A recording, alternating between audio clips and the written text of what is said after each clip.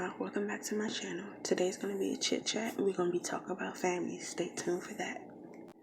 Okay, first we're going to start out with the positive aspect of family, because everyone does have ones who they can always depend on and always call, ones that always check on them and everything. So we're going to start off with them, because they deserve the praise. They deserve to be spoken about first. So a lot of times you might need something, or you just need somebody to talk to. Those are the ones who are around. Those are the ones where when something's going wrong and you're scrolling through your contacts, that's the first one that stands out for you to say, hey, let me call them, let me shoot them a text message. And they will help you out, and they support you, and they want the best for you. There's always the ones who just do random stuff for you even though you don't ask for it. Those are the best ones, because we all know that it's hard to find family members who actually care for you and support you.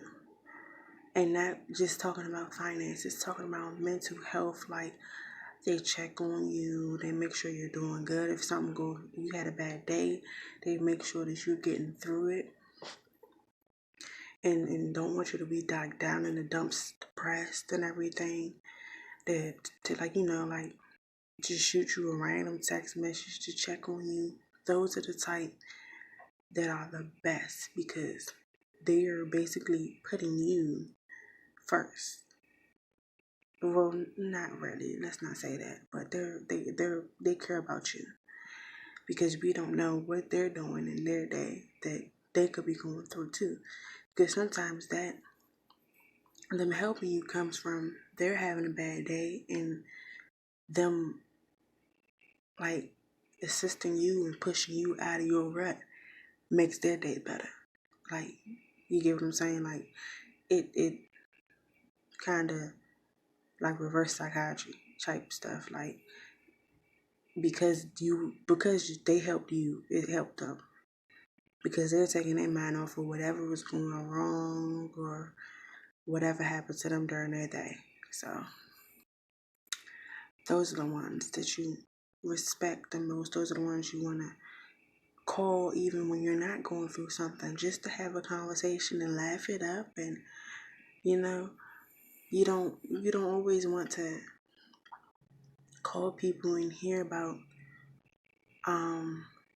the negative, because there are family members who you call to like just create conversation, everyday conversation, and you can't get a word in because they're talking about their stuff the whole time, or they're talking about negative, and you don't always want to hear negative, because if we don't want negative on in our life, we don't really want to hear. You're not saying that we don't care, but every day you don't want to hear problems. I'm the type of person, I want to hear the bright side, because we all know it's stuff going on in this world every day that is not beautiful. It's not the light, it's the darkness. We all know that. But sometimes you want to kind of push that all the way in the back of your brain so that you're not thinking about it. Because with everything going on in this day and age, you don't want to have that as your first thought when you're walking out the door. And then you're paranoid. But then you're shook and you're upset. And you can't focus on what you're supposed to be doing, what you're supposed to be accomplishing that day, because you're thinking about the negative. So, yeah, that's that. But about the negative ones, it's a lot of them who only come around like if you're doing something positive, or if you're doing something that they're so proud of, they want to showboat you for. Like I got a saying where I say, if you didn't nurture the roots, don't pick my fruit. just like that. Like, don't take my accomplishments and my awards and my positive praises and everything and showboat it to who you want to showboat it to when you weren't there to help me get to where I was. You weren't there to help me overcome those obstacles to even get to that place. Or you don't even know the obstacles that I went through to get to where I went, to where I am now. Like that's the type of family I try to stay away from, because there's a lot of people who don't know me personally, who think they know me but they don't, who swear they know what's best for me but they don't, because only God and myself knows what's best for me. Nobody knows what's best for me. Nobody knows where I'm going or where I'm supposed to be. I don't even know that. So there are family members who want to push you in a certain situation, because family has to let you cross that road when you get there. They have to allow you to travel that journey and be able to figure out on your own whether that's the right path to take, whether that's a good path to take. So, and it seems that even like when you reject not reject, but even when you go against their advice or whatever, it's like they're offended and they feel as if you're disrespecting them, but you're not, because it's your life. And especially when it comes to like parents always assume, well, it seemed like you about to make the same mistake that I made. But sometimes we have to make that mistake in order to grow in life. Like, that's our mistake to make. And just because we make the same mistake don't mean we're going to end up in the same place. It doesn't mean our life is going to be the same. It just doesn't. Because my parents were young when they had me. Younger than what I am when I had my baby girl. But that doesn't mean that my whole life is going to turn upside down and, oh, it's going to be so hard because you're a young mom. I'm 23 years old. There's people younger than me doing way better. So age really don't mean nothing. And that's another thing that comes with that family stuff, because a lot of your family want to make you out to be, oh, you're young, so you don't get it, not realizing they haven't been around you all your life. They've been there, but they haven't been there. They don't know the stuff you went through. They don't know your struggle. They don't know your experiences. They only know what you tell them and what you allow them to know. So, and a lot of times they don't get that either. They assume they know every single thing. No, you did this and you didn't. No, you don't. You don't know, because there's some things that, as an adult, you don't tell your family. You don't want to tell your family. Whether it's because they're going to look at you differently or you don't want them to worry. But a lot of times you might not reveal everything to them. And that's your prerogative, because at the end of the day, that's your life, your experiences you went through. Nobody can fix it. It already happened. It's in the past. So you might as well just move on with it. Another thing about family, you really realize who really got your back, especially like during your pregnancy time. Just something I really realized, because it's a lot of them who never even checked on me or, talked to me and wanted to help me. But soon as, it's about to be a new baby, they, oh my gosh, my niece is pregnant. Oh my gosh, my cousin pregnant. All that, and all excited and posting it and fake. But then when it's time for the get down and you in the hospital, where they at? When it's baby shower time, where they at? So it's sometimes, and there are the ones who genuinely didn't have a way, or genuinely wanted to be there and really was really there because they're checking on you, they're messaging you, calling you and everything. But then there are the ones who you ain't hear nothing from. You piped up through the pregnancy, oh my gosh, all excited and everything. But then when the time comes, where you? Oh, maybe, I don't know. Maybe I was too out of it to see you, but I sure didn't remember seeing you come in. I didn't see you come visit me. To this day, some people still have not seen my child, and she's almost 3 months old. So there's that.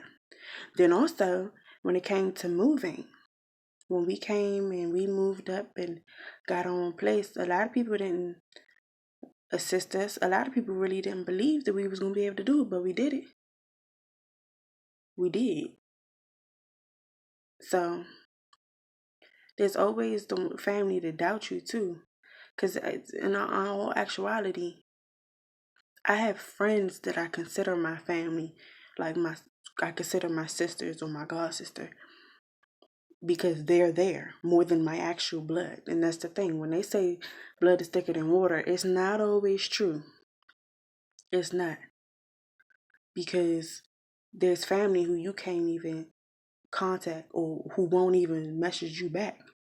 But then there are friends who you've known for years who look out for you. Like my daughter's godmothers been there, like from day one, been there. They looked out during my pregnancy. They was there even like especially when times came and I was sick or whatever, they was there.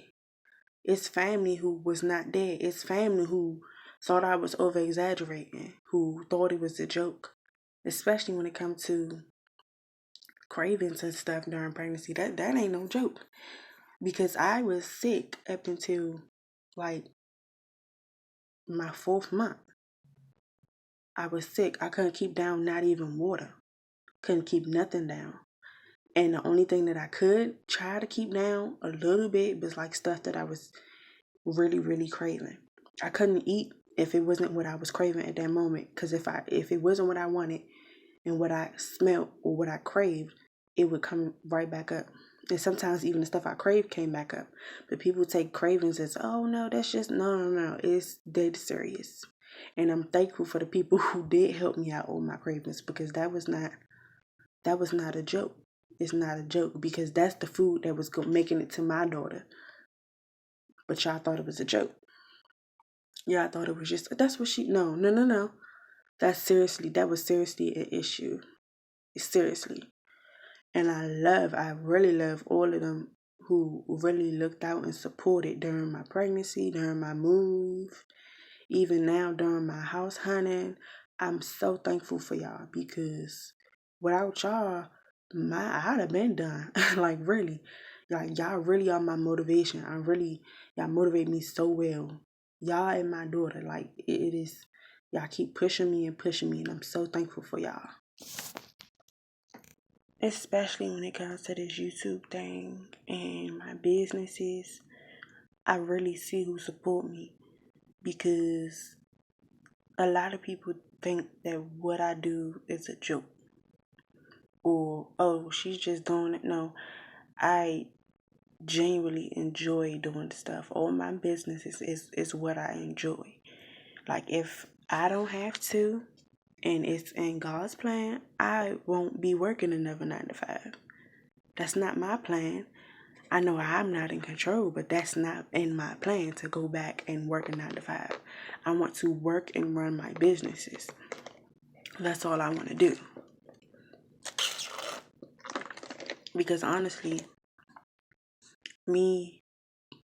I don't want to miss out on my child's life. And that's really a big thing too.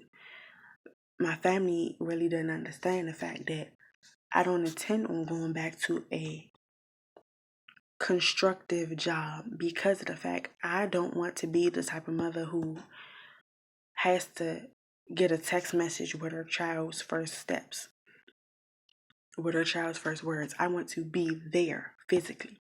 I want her to see me. I don't want it to be, well, mommy show mommy. Let's show mommy what you did earlier. I don't know. That's not me. I know sometimes I might not be in the house if I go out real quick or run an errand, but I would feel better if it was that type of situation rather than mommy's at work and she never see me. I don't know. That's not me. And my family really, a lot of my family members don't understand that, because that's never been. I've always said once I have my child, that's the end of it. I want to be able to work and still make money, but from on my own time, on my own schedule, not clocking in, clocking out, getting cussed out for this and disrespected. I don't do. I don't want to do that. I'm fine just how I am, where I am. Working, making my shirts, making my flyers, making my videos. This is what I enjoy.